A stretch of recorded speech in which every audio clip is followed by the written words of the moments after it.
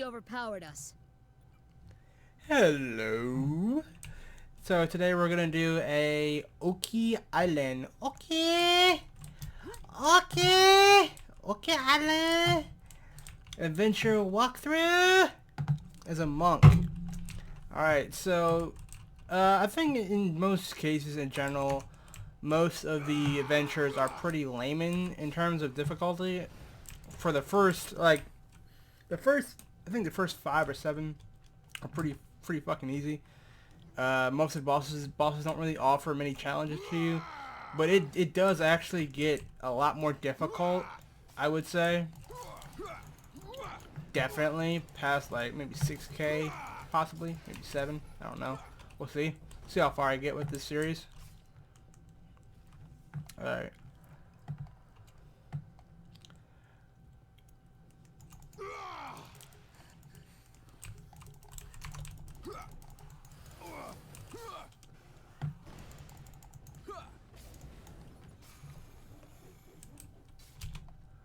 All right. Yeah, bitch.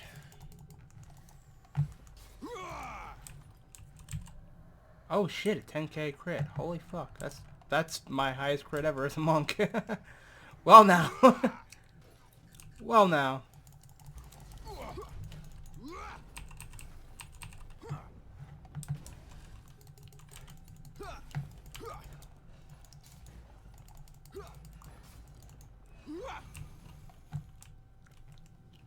Watch out for the axe. Beautiful voice acting at work. Not. This creature killed our men. Watch out for the axe. Not. Alright, so now this boss, it's really easy. But there is a small tip to, if you're a melee character, go either solo or whatever. In general, it's just a general tip in general. A general tip in general. So, when you're fighting the guy, he will constantly or casually, you know, do a big power swing. And wherever he lands will create a decently sized fire pit for a while. Now the best way to avoid this, or the best way to kite him, is actually, it's helping you, and if you're with a party, it also helps your team. It gives them more space to run. Try and kite him around the rim of the area, because it's really annoying when you got someone who's like kiting him everywhere. It's like, oh, I'm gonna put him over here. Now I'm gonna put him over here. No, I'm gonna put him over here. It's really fucking irritating as both the DPS or anybody trying to fight the guy, because you have no room to fucking fight him because everything's on fucking fire. And this isn't Beavis and Butthead, you know, alright? So they're not gonna be like, fire, fire, yeah, fire, fire, you know? So generally, you want to try and keep him around the edge. The fires do die out after a while, but still, it's really best to just kite him around the edges. It's in everybody's interest.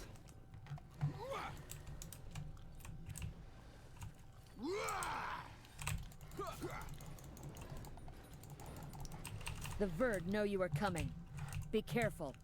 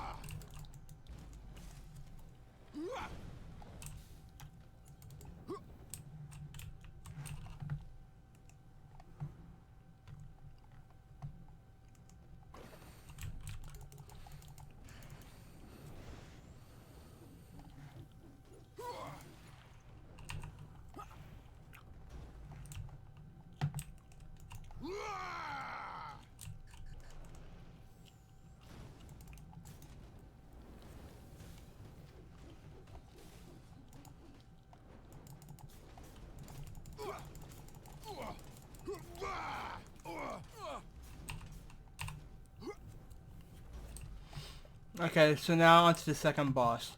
Now, basically how this guy works, he has two We'd barely mechanics caught to our breath him. after the first wave when this monster Randomly appeared. or It tore one of our men apart.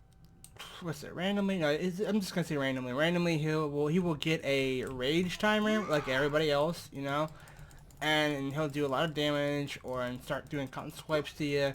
And then once you get him down to a specific point, he'll bring up a burrow, like right there, and he'll start walking towards it casually.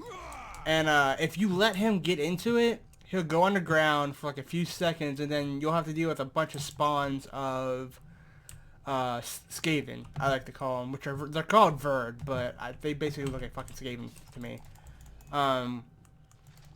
If you basically the best way to avoid that is to just run to the burrow as soon as possible and hit space to close it. Now, I don't know if this is random or if it's really programmed this way, but once you destroy the burrow, he will either go into a frenzy or he'll charge you. Now, if you're a squishy, I would highly advise you dodge that fucking charge by any means necessary, because it will almost one-shot you. Especially as the difficulty increases.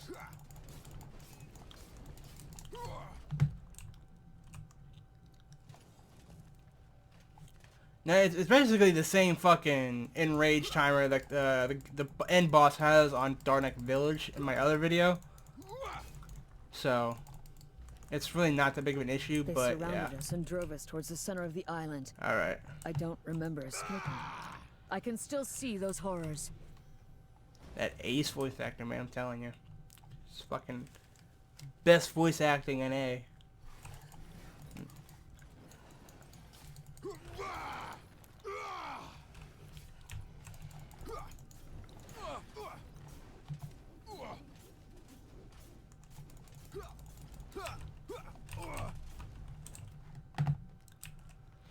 Alright, let's switch back to fire, because I'm going to get ambushed here in a second.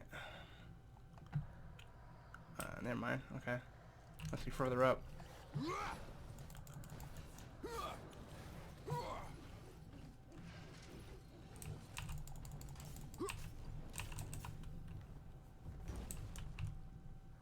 Now, okay, there you go.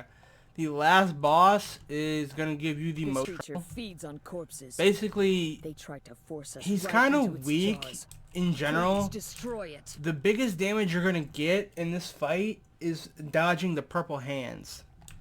And on top of that, this is basically what the boss does. He will occasionally attack you, boom boom, and then after a while he'll do a slow rising move, which he's gonna do. Oh shit! If he here, watch. He basically rises up really slow, and then he'll come back down immediately, and it'll knock you up in the air. And what that's going to do is it's going to give that guy up there the chance to do a really hard-hitting skill on you, which is that scythe. Apparently, when you're up in the air, that scythe does a lot more damage. And now, on top of dodging the purple hands, the other thing you want to avoid is letting him get the gold hands. The gold hands will go after the boss.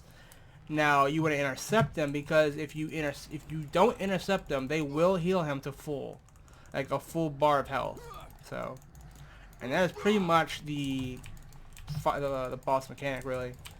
Like I said, the mechanics are kind of rudimentary and bland this early on. So, and this is one of the earlier dungeons. As you see, I took him down to 4, but he went back up to 5.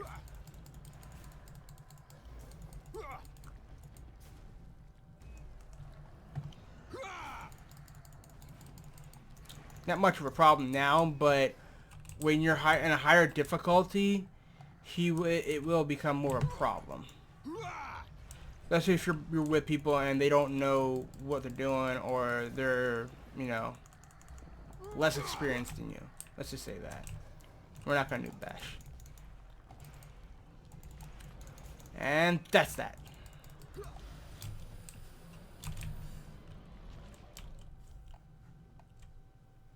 Dun dun dun.